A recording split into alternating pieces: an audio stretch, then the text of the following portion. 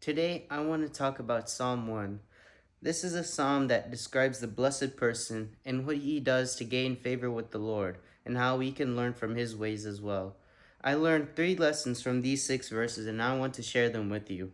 The first lesson I learned is that the blessed person does not become comfortable with sin. Look at verse 1 with me. It reads, "Blessed is the one who does not walk in step with the wicked, or stand in a way that sinners take, or sit in the company of mockers." This shows a stages of transition of a person becoming more comfortable with sin. It says that they walk in step with the wicked, and they stand in the way that sinners take, and they sit in the company of mockers.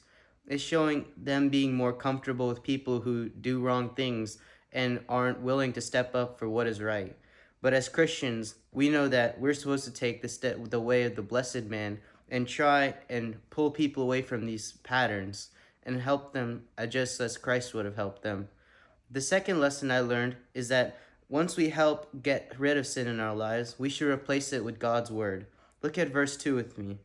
"But whose delight is in the law of the Lord, and who meditates on his law day and night."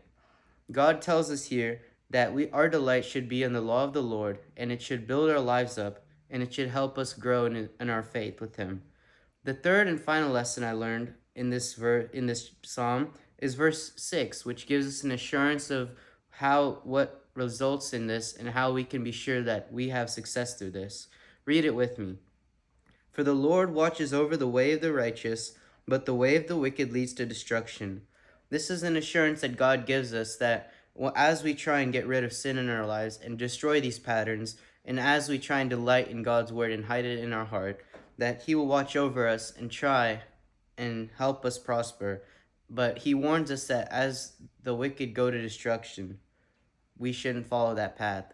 In conclusion, the blessed person does not become comfortable with sin. He delights in God's word, and he has the assurance that God will help him because God watches over the way of the righteous, but the way of the wicked leads to destruction.